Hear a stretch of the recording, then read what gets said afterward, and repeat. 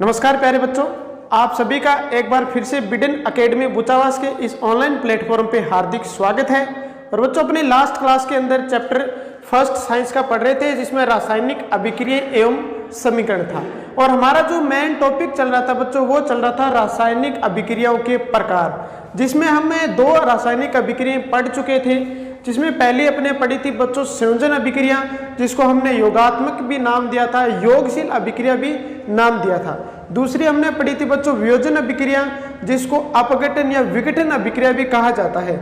और उसमें अपने वियोजन अभिक्रिया के 3 प्रकार भी पढ़े थे, जिसमें बच्चों एक आया था अपने पास ताप विद्युत अपघटन, एक विद्युत अपघटन आया था, एक ताप अपघटन आया था, और एक बच्चों हमारे पास था उसमें अपघटन। 3 प्रकार की अपघटन या विघटन या वियोजन अभिक्रिया अपने पढ़ी थी। अब तीसरी अपने पास अभिक्रिया आती है बच्चों, तीसरी अपने पास विस्थापन अभिक्रिया आती है और द्विविस्थापन अभिक्रिया। 3 और 4 नंबर और इसके बाद वाली अभिक्रिया अपने पढ़ेंगे। तो अपनी इस क्लास के अंदर जो अभिक्रिया रहने वाली है बच्चों, वो पहले 2, इससे पहले वाली क्लास में 2 अभिक्रिया पढ़ चुके हैं, और इसमें बच्चों तीसरी पढ़ेंगे। और तीसरी जो रासायनिक अभिक्रिया आती है वह आती है बच्चों विस्थापन अभिक्रिया। विस्थापन अभिक्रिया, या अपने इसको विस्थापन अभिक्रिया कह सकते हैं। अब बच्चों विस्थापन अभिक्रिया, विस्थापन का मतलब एक स्थान से दूसरे स्थान पर जाना। अब यहाँ पर एक स्थान से दूसरे स्थान पर तो कोई जाएगा नहीं, तो अपने यहाँ पर क्या होता है बच्चों, जैसे हमारे पास मान लो यहाँ पर A और B कोई अभिकारक है, A और B अभिकारक है, प्लस एक C अभिकारक है। ये भी अपने सपोज करो बच्चों क्या है, अभिकारक है। ये अपने पास क्या है, अभिकारक है, और ये भी अपने पास क्या है बच्चों, एक अभिकारक है। ठीक है बच्चों, अपने पास ये 2 अभिकारक हैं, और ये दोनों अभिकारकों में से ये जो अभिकारक है ना, ये ज्यादा सक्रिय है। ये क्या है अभिकारक बच्चों, समझना, ये ज्यादा सक्रिय है, ज्यादा सक्रिय है। और यहाँ पर ये जो A और B में ये जो B है, ये बच्चों थोड़ा कम सक्रिय है। आप इसको एक बार समझने की कोशिश करना, ये क्या है, कम सक्रिय, और ये क्या है, अधिक सक्रिय है। या फिर अपने कह सकते हैं कि एक मजबूत व्यक्ति है, यहाँ पर जो A और B है, ये A और B 2 व्यक्ति हैं, इसमें B व्यक्ति कमजोर है, और यहाँ पर ये अकेला C व्यक्ति ये ज्यादा मजबूत है। तो ये C वाला व्यक्ति इस AB से इस B को हटा देगा तो बच्चों क्या होगा, ये बनेगा AC प्लस B। यहाँ पर C क्या था, ज्यादा सक्रिय था। अब ज्यादा सक्रिय है तो इस AB में से इस B को हटा देगा, और इस B के स्थान पर खुद आकर बैठ जाएगा। यहाँ पर क्या आ गया बच्चों, ये C यहाँ पर खुद आकर बैठ गया, यानी इसने क्या किया बच्चों, इसको विस्थापित कर दिया। इस C ने इस B को क्या कर दिया बच्चों, विस्थापित कर दिया। इसको क्या किया है, विस्थापित कर दिया।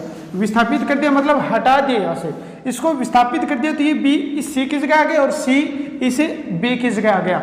यानी ये अभिक्रिया कौन सी होगी बच्चों, विस्थापन अभिक्रिया हो गई। AC नया उत्पाद बन गया, ये हमारे पास क्या बना है बच्चों, उत्पाद बना है, और ये भी क्या बना है, उत्पाद बना है। अब अपने इस अभिक्रिया की परिभाषा दे सकते हैं। इससे परिभाषा दे सकते हैं कि वे रासायनिक अभिक्रिया जिसमें एक अधिक क्रियाशील तत्व कम क्रियाशील तत्व के स्थान पर विस्थापित हो जाता है या बैठ जाता है, और उसको वहां से अलग भेज देता है। तो इसकी अपनी परिभाषा क्या दे सकते हैं, वे रासायनिक अभिक्रियाएं, वे रासायनिक अभिक्रियाएं जिसमें एक अधिक क्रियाशील तत्व है, एक अधिक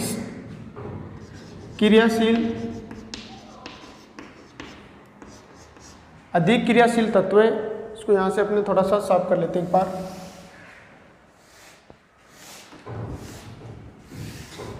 क्या है बच्चों, अधिक क्रियाशील तत्व है, यानी वे रासायनिक अभिक्रिया जिसमें एक अधिक क्रियाशील तत्व है किसी दूसरे कम क्रियाशील तत्व को उसके स्थान से क्या कर देता है बच्चों, विस्थापित कर देता है। जिसमें एक अधिक क्रियाशील तत्व है दूसरे अभिकारक के कम क्रियाशील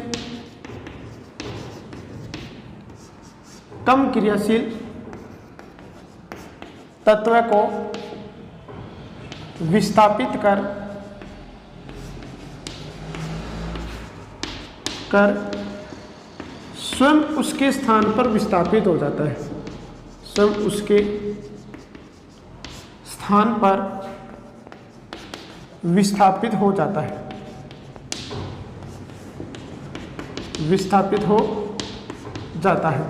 तो कौन सी अभिक्रिया कहलाएगी बच्चों? विस्थापन अभिक्रिया कहलाएगी। तो ऐसी अभिक्रिया जिसमें एक अधिक क्रियाशील तत्व कम क्रियाशील तत्व को विस्थापित करके स्वयं उसकी जगह पर बैठ जाता है या विस्थापित हो जाता है, उसको बच्चों अपने बोलते हैं विस्थापन अभिक्रिया। अब यहाँ पर समझ में आ गया होगा, जैसे हमने एग्जाम्पल लिए थे वही ए और बी। हमारे पास ए और बी क्या है बच्चों? एक अभिकारक है और इसमें एक सी भी क्या है? अभिकारक है। और इससे बच्चों एक नया उत्पाद बनता है, कौन सा बनेगा? ए सी प्लस बी। यहां पर सी क्या है? अभिकारक है और ये भी अभिकारक है, ये भी क्या है बच्चों? अभिकारक है। और इसमें सी भी क्या है बच्चों? अभिकारक है। सी भी क्या इसमें? अभिकारक है। ये सी अधिक क्रियाशील है तो सी इस बी के स्थान पर बैठ जाएगा और नया उत्पाद बनेगा ए सी। ये उत्पाद बन गया, ये भी क्या बन गया बच्चों? उत्पाद बन गया। यानी इसमें बी, सी ने बी को क्या कर दिया? विस्थापित कर दिया और स्वयं उसकी जगह पर बैठ गया। जैसे अपने एग्जांपल लेते हैं, एक आता है बच्चों कॉपर सल्फेट। कॉपर सल्फेट की अगर विलयन के अंदर, कॉपर सल्फेट का जो विलयन होता है वो बच्चों कैसा होगा? वो नीले रंग का होता है। अगर कॉपर सल्फेट के विलयन के अंदर अगर हम जिंक के टुकड़े डाल दें, क्या डाल दें बच्चों? जिंक के टुकड़े, ये कॉपर सल्फेट ए और बी हो गया। यहां पर सी क्या हो गया बच्चों? जिंक हो गया। अब देखो इस सी ने क्या किया? बी को विस्थापित किया ना, तो यहां पर Zn क्या करेगा? इस SO4 को विस्थापित कर देगा। तो नया उत्पाद क्या बनेगा बच्चों? नया उत्पाद बनेगा ZnSO4 प्लस कॉपर धातु पृथक हो जाएगी। कॉपर धातु क्या हो जाएगी? पृथक हो जाएगी। यहां पर ये क्या है बच्चों? कॉपर सल्फेट है और इसका कैसा रंग होता है? नीला रंग होता है। जिंक धातु, जिंक धातु को अंदर डाला कॉपर सल्फेट के विलयन में, तो जिंक क्या करेगा? इस कॉपर सल्फेट से कॉपर को विस्थापित कर देगा और ये जिंक इस कॉपर के स्थान पर बैठ जाएगा और क्या बनेगा? जिंक सल्फेट बनेगा। क्या बन जाएगा बच्चों? जिंक सल्फेट बनेगा। और जिंक सल्फेट बनेगा, नीला रंग गायब हो जाएगा। नीला रंग क्या हो जाएगा बच्चों? गायब हो जाएगा। नीला रंग गायब क्यों होगा? क्योंकि नीला रंग किसके कारण था? कॉपर सल्फेट के कारण था। ये नीला रंग किसके कारण था बच्चों? कॉपर सल्फेट के कारण था। लेकिन कॉपर सल्फेट ही नहीं रहा, क्या बन गया? जिंक सल्फेट बन गया। तो जो नीला कलर होता है वो भी क्या हो जाएगा बच्चों? गायब हो जाएगा।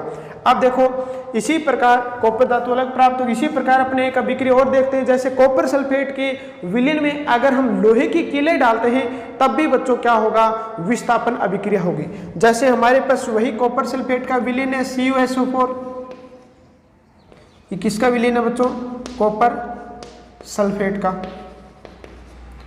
कॉपर सल्फेट का विलयन है, कलर कैसा है इसका? नीला रंग है। कैसा कलर है बच्चों? नीला रंग है। इसके अंदर बच्चों अपने कौन सी धातु डाल रहे हैं? Fe, लोहा डाल रहे हैं। लोहे की अगर टुकड़े डालें या लोहे की किले डालें तो बच्चों क्या होगा? यहाँ पर ये जो लोहा है ये क्या कर देगा? इस कॉपर को विस्थापित कर देगा। विस्थापित करेगा तो क्या बनेगा बच्चों? FeSO4 बनेगा प्लस कॉपर धातु पृथक हो जाएगी। FeSO4 क्या है बच्चों? यहाँ पर फेरस सल्फेट है। क्या है? फेरस सल्फेट है। और फेरस सल्फेट होता है मलिन रंग का। कैसा कलर होता है बच्चों? इसका मलिन रंग होता है। ये नीला रंग था कॉपर सल्फेट के कारण। इसमें Fe धातु या Fe अपने लोहे के कोई भी टुकड़े डाले, टुकड़े डालते ही क्या हुआ बच्चों? फेरस सल्फेट बन गया। और फेरस सल्फेट कैसा होता है? मलिन कलर का होता है या दूसरे रंग का होता है। और साथ में कॉपर धातु अलग प्राप्त हो गई। इसी प्रकार अपने अगर लेड की अभिक्रिया करवाते हैं कॉपर क्लोराइड के साथ तब भी बच्चों लेड क्लोराइड बनेगा और कॉपर धातु पृथक हो जाएगी। जैसे अपने बात करते हैं, हमारे पास PbCl2 है, लेड क्लोराइड है। इस लेड क्लोराइड की अपने कॉपर क्लोराइड है, इस कॉपर क्लोराइड की अभिक्रिया करवाते हैं लेड के साथ। हमारे पास क्या है बच्चों? कॉपर क्लोराइड है। यहां पर लेड है Pb plus copper chloride CuCl2, copper chloride है। अब देखो इसके अंदर हम अभिक्रिया जब इसकी करवाएंगे तो बच्चों क्या होगा, ये जो लेड है इस कॉपर को विस्थापित कर देगा और नया जो उत्पाद बनेगा वो बनेगा बच्चों PbCl2।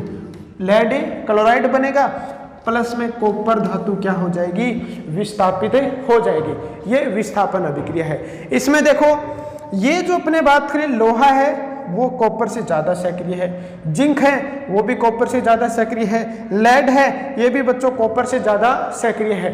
तो वे रासायनिक अभिक्रियाएं जिसमें एक अभिकारक का अधिक क्रियाशील तत्व या यौगिक दूसरे क्रियाशील तत्व या यौगिक को पृथक कर देता है और उसके स्थान पर स्वयं में बैठ जाता है, क्या कहलाती है बच्चों, विस्थापन अभिक्रिया कहलाती है। यहाँ पर ये देखो जो Zn है, जिंक ज़्यादा सक्रिय है तो इस कॉपर सल्फेट में से कॉपर को क्या कर दिया, विस्थापित कर दिया, अलग आ गया कॉपर। यहाँ पर ये फेरस है लोहा, ये कॉपर सल्फेट में से कॉपर को क्या कर देता है, विस्थापित कर देता है। यहाँ पर कॉपर क्लोराइड है और ये लेड है, ये जो लेड है ये कॉपर क्लोराइड में से कॉपर को क्या कर देगा बच्चों, विस्थापित कर देगा और स्वयं उसके स्थान पर बैठ जाता है। अब अपने बच्चों देखते हैं यहाँ पर एक अपने अभिक्रिया क्वेश्चन मुख्य रूप से पूछा जाता है कि किस प्रकार की अभिक्रिया संभव होगी या नहीं होगी। संभव होगी तो क्यों होगी और संभव नहीं होगी तो क्यों नहीं होगी। जैसे अपने बात करते हैं बच्चों, हमारे पास मान लो ये कोई अभिक्रिया है जिसमें अपने यही अभिक्रिया ले लेते हैं, अपने पास है बच्चों जिंक सल्फेट, अपने पास क्या है, जिंक सल्फेट, जिंक सल्फेट है और इसकी अभिक्रिया करवानी हमें किसके साथ बच्चों, कॉपर सल्फेट के साथ। किसके साथ करवानी है, कॉपर सल्फेट के साथ। तब अपने मान लो ऐसा लिखा हुआ दे दें CuSO4 प्लस Zn, ऐसा लिखिए अभिक्रिया दे दे। इस प्रकार की अभिक्रिया निश्चित रूप से मिलती है। ये NCERT में बच्चों क्वेश्चन इस प्रकार से निश्चित रूप से मिलता है, अपने RBC में पुराने सिलेबस में भी इस प्रकार का क्वेश्चन मिलता है। यहाँ पर देखो जिंक सल्फेट है और यहाँ पर कॉपर है, तो अब भी हमने पढ़ा ये अभिक्रियाएं जिसमें क्या कर रहा है, एक क्रिया ज़्यादा क्रियाशील अभिकारक का तत्व या परमाणु दूसरे कम क्रियाशील तत्व या परमाणु को विस्थापित कर रहा है। यहाँ पर ये अभिक्रिया लिखी दे दी ZnSO4 plus CuSO4 plus Zn। अब यहाँ पर देखो क्वेश्चन आता है, ये अभिक्रिया दे दी आपको और इसमें क्वेश्चन मिलेगा आपको, क्या यह अभिक्रिया संभव है, यदि हाँ तो क्यों, यदि नहीं तो क्यों नहीं, नहीं तो क्यों नहीं। क्वेश्चन किस प्रकार मिलेगा, अभिक्रिया दे देगा और उस अभिक्रिया के नीचे लिखा हुआ मिलेगा यदि अभिक्रिया संभव है तो क्यों संभव है, यदि संभव नहीं है तो क्यों संभव नहीं है। इसमें ध्यान रखना, आंसर की अगर बात करें तो यह संभव नहीं है, यह संभव नहीं है। अब संभव नहीं है, हमें पता चल गया संभव नहीं है। अब रीजन और पूछा है क्यों नहीं है। अगर पूरा क्वेश्चन मिलता है तो बच्चों अगर 2 नंबर का पूरा क्वेश्चन मिलता है तो इसमें 2 पार्ट हो गए। एक तो पूछ रहा है कि संभव है या नहीं है, और नहीं है या है तो उसका रीजन पूछ रहा है। तो अपने यहाँ पर ये तो पता चल गया संभव नहीं है। अब संभव क्यों नहीं है, संभव इसलिए नहीं है क्योंकि बच्चों जो कॉपर है वो जिंक से क्या होता है, कम क्रियाशील होता है। तो ऐसा समझो आप, अगर कोई कमजोर व्यक्ति है वो जो ज्यादा मजबूत व्यक्ति है उसको हिला नहीं सकता।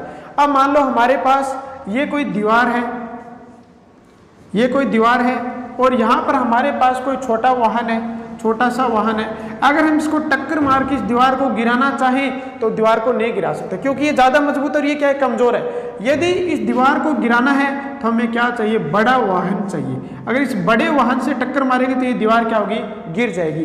अब देखो यहाँ पर रीजन क्या हुआ, ये संभव क्यों नहीं है, क्योंकि यहाँ पर जो कॉपर है वो बच्चों जिंक से क्या है, कम क्रियाशील होता है, अतः कम क्रियाशील है। अतः जिंक सल्फेट के विलयन में अगर कॉपर डालते हैं तो कॉपर जिंक को विस्थापित करके कॉपर सल्फेट का विलयन नहीं बना सकता, इसलिए ये अभिक्रिया क्या है बच्चों, संभव नहीं है।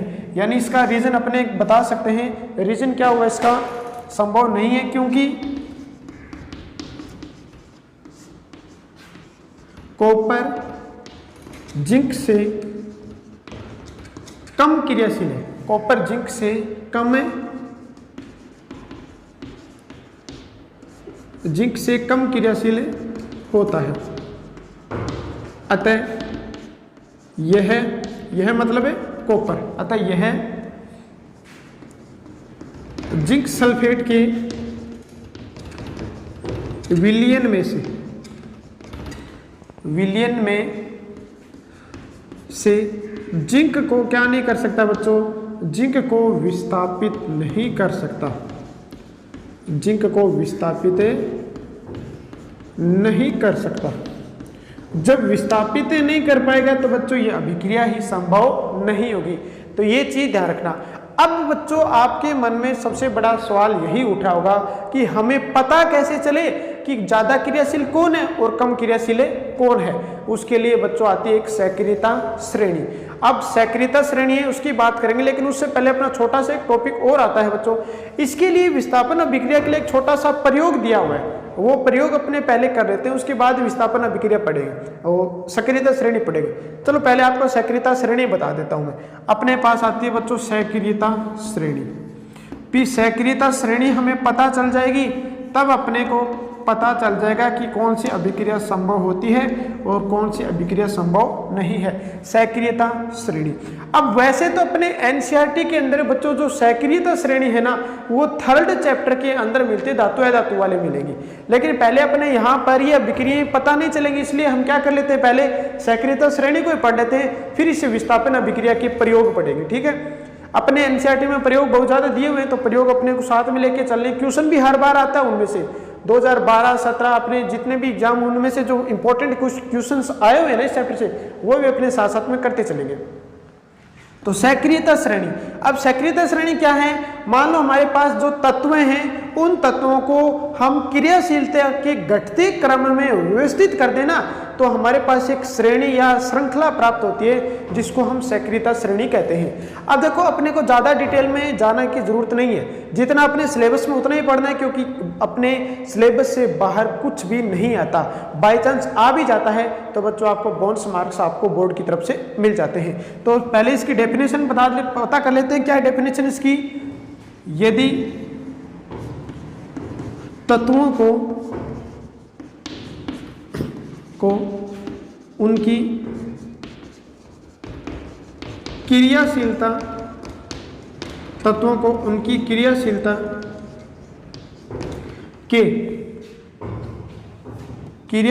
के घटते क्रम में,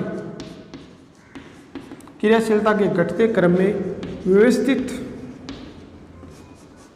किया जाए या किया जाता है, तो हमें एक श्रृंखला या श्रेणी प्राप्त होती है। एक श्रृंखला या श्रेणी प्राप्त होती है, जिसे सक्रियता श्रेणी कहते हैं। जिसे क्या कहते हैं बच्चों, सक्रियता श्रेणी कहते हैं। सक्रियता श्रेणी कहते हैं। अब सक्रियता श्रेणी से हमें लाभ क्या है, हमें पता क्या चलता है, तो इसमें अपने कह सकते हैं सक्रियता श्रेणी से हमें क्या पता चलता है बच्चों, सक्रियता श्रेणी से हमें तत्वों की क्रियाशीलता का पता चलता है। तत्वों की क्रियाशीलता का क्या चलता है बच्चों, पता चलता है। भी सक्रियता श्रेणी का हमारे पास अगर बेनिफिट की या यूज की बात करें तो इससे हमें क्या पता चलता है बच्चों, तत्वों की क्रियाशीलता का पता चलता है। अगर क्रियाशीलता का पता चल गया तो बच्चों हमें क्या पता चल जाता है, ये पता चल जाता है कि कौन सी अभिक्रिया संभव होगी और कौन सी अभिक्रिया संभव नहीं होगी। इस प्रकार का जो क्वेश्चन है ये बहुत इंपॉर्टेंट क्वेश्चन है बच्चों, बहुत बार ऐसा पूछा गया है एनसीईआरटी के अंदर। सीबीएसई बोर्ड की बात कर ले चाहे अपने आरबीसी बोर्ड की बात कर ले, इसमें हर बार ये ज्यादातर क्वेश्चन है पूछा जाता है। नेक्स्ट अपने पास आता है बच्चों सक्रियता श्रेणी है, पता चल गया श्रेणी क्या है, लेकिन इस श्रेणी में जो तत्व उनका क्रम क्या है वो अपने देख लेते हैं। जैसे अपने बात करते हैं, इसको मैं यहां से एक बार साफ कर देता हूं।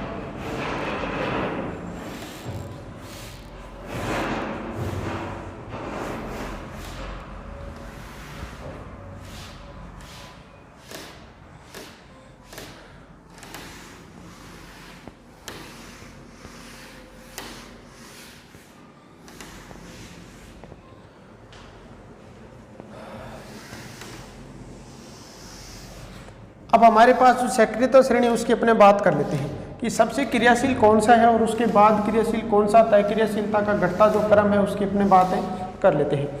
तो सबसे पहले बच्चों याद रखना, इसकी कोई वैसे ट्रिक है, मैं एक छोटी सी ट्रिक बता दूंगा आपको, चाहे याद रहती है तो कर लेना, बाकी मेरे हिसाब से तो ट्रिक से अच्छा है कि आप 2-4 बार उसको पढ़ दो, लेकिन फिर भी थोड़ा सा बता दूंगा आपके सेट होती है। तो सबसे पहले आता है बच्चों सबसे क्रियाशील जो तत्व अपने होता है वो पोटेशियम होता है, पोटेशियम सबसे क्रियाशील है। उसके बाद आता है बच्चों सोडियम, फिर calcium, magnesium, potassium, sodium, calcium, magnesium, potassium आ गया, सोडियम आ गया, calcium, magnesium, aluminium, zinc, ferrous, lead, उसके बाद हाइड्रोजन आ जाता है। यानी मैग्नीशियम आ गया, मैग्नीशियम के बाद बच्चों एल्यूमिनियम आएगा, एल्यूमिनियम के बाद बच्चों जिंक आता है, जिंक के बाद आएगा फेरस, जिंक के बाद फेरस, फेरस के बाद बच्चों लेड आता है, और लेड के बाद अगर हम बात करें तो लेड के बाद बच्चों अपने पास आ जाता है हाइड्रोजन। हाइड्रोजन सबसे ये जो अपने है ये क्या है, सबसे क्रियाशील है, सबसे अधिक क्रियाशील, सबसे अधिक क्रियाशील, सबसे अधिक क्रियाशील कौन सा है बच्चों, अपने पास है पोटेशियम आता है। ये जो हाइड्रोजन है ये मध्य गुण वाला है, हाइड्रोजन क्या होता है, मध्य गुण वाला होता है। इस हाइड्रोजन से ऊपर के तत्व है, यानी यहां पर अपने बात करें तो इससे ऊपर के जो तत्व होते हैं, हाइड्रोजन से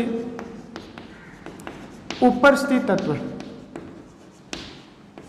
ऊपर स्थित तत्व हाइड्रोजन से अधिक क्रियाशील होते हैं, हाइड्रोजन से अधिक क्रियाशील होते हैं, अधिक क्रियाशील होते हैं। इसी प्रकार हाइड्रोजन से जो नीचे स्थित तत्व होंगे वो क्या होंगे बच्चों, हाइड्रोजन से कम क्रियाशील होंगे।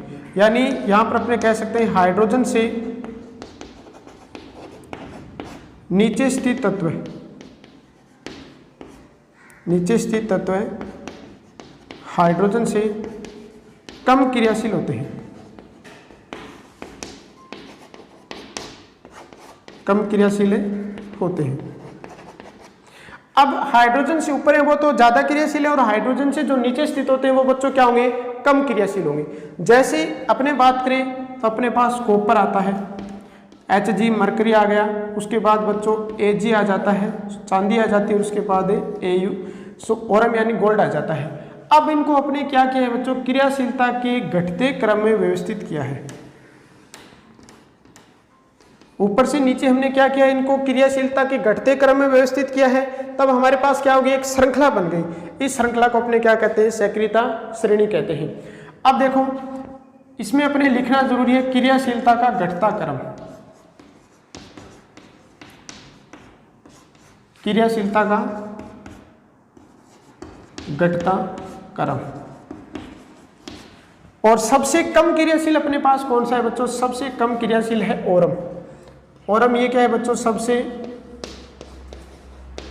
कम क्रियाशील तत्व है,